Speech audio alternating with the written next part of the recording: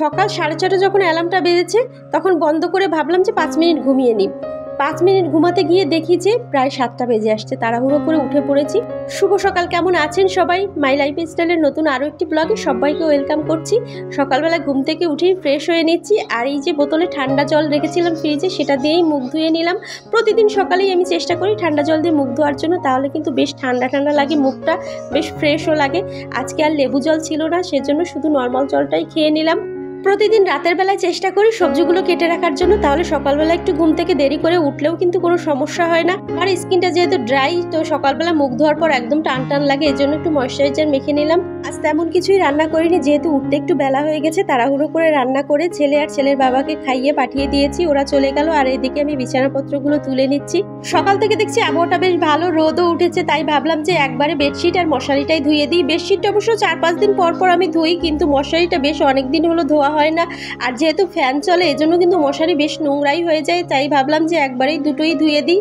আজ বিকালে ভাবছি ছেলেটাকে নিয়ে একটু ডক্টরের কাছে যাব। বেশ কিছুদিনই হলো বিকালবেলায় ঘুম থেকে ওঠার পরই বলে যে মা মাথা ব্যথা করছে, মানে সপ্তাহে অন্তত 1-2 বার বলবে এরকম। আর মাথা ব্যথা হলেই বলবে মাথায় আইস দাও, জল দাও। আর ছেলেটা এমন প্রকৃতি, সহজে কিছু বলে না। দেখি যে চুপচাপ শুয়ে আছে, তখনই আমরা বুঝতে পারি যে ওর কোনো একটা সমস্যা হয়েছে।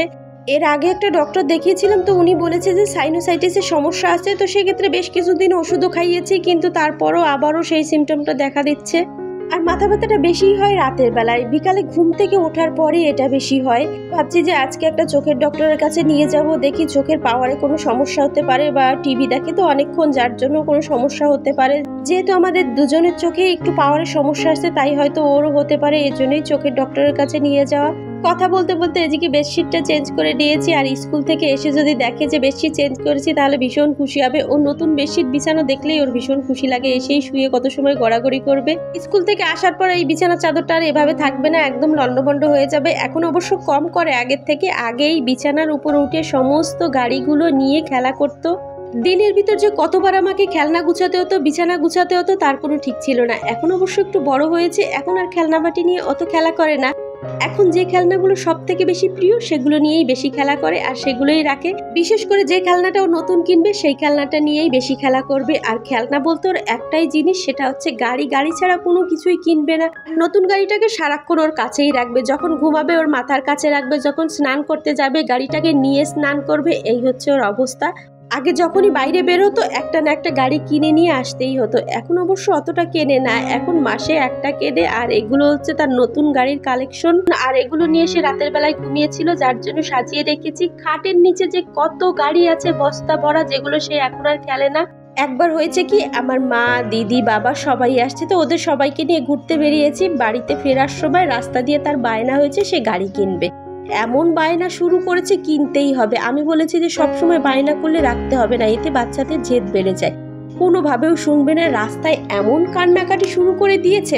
ওর কান্না দেখে রাস্তার লোকজন বলছে কি হয়েছে, এটা কি আপনাদের বাচ্চা নাকি? মানে তারা ভেবেছে যে আমরা মনে হয় বাচ্চা চুরি করে নিয়ে আসছি। তো এরকম পরিস্থিতিতে আজকাল পড়তে হয় বাচ্চার বাবা মাদের। ওদের দোষ দেব কি করে বলেন? রাস্তার পাশে দোকানগুলোতে এমনভাবে খেলনাগুলো সাজিয়ে রাখে, সামনের উপরে সাজিয়ে রাখবে। এতে বাচ্চাদের দেখলে তো আকর্ষণ হবেই, তারা তো এরকম কান্নাকাটি করবেই।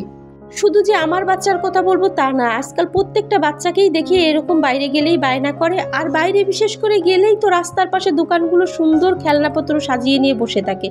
আর আমরা ছোটবেলায় খেলা করতাম মাটির পুতুল দিয়ে, মা যে কত পুতুল বানিয়ে দিয়েছে। আবার সেই পুতুলগুলোর ড্রেসের জন্য টেইলার্সের দোকানে গিয়ে বসে থাকতাম, সুন্দর সুন্দর কাপড় সেখান থেকে গুছিয়ে নিয়ে আসতাম। এইসব জিনিস নিয়ে আমরা খেলা করতাম। আর আজকাল সব ডিজিটাল যুগ হয়েছে, অত্যাধুনিক সব গাড়ি, অত্যাধুনিক সব খেলনাপত্র বেরিয়েছে। গরম জল করে কাপড় চোপড়গুলো ভিজিয়ে দিয়েছি, গরম জল করলে কাচতেও কম হয়, তাড়াতাড়ি ময়লাটাও বেরিয়ে যাবে। এই জন্যই সবসময় আমি চেষ্টা করি কাপড় চোপড় গরম জল দিয়ে ভিজানোর জন্য। প্রায় 11টার মতো বাজে, আর এখন যাচ্ছি ছেলেকে নিয়ে আসতে। তো এই ছিল আজকের ব্লগটি কেমন লেগেছে অবশ্যই কমেন্টে জানাবেন। যদি ভালো লেগে থাকে তাহলে লাইক করবেন।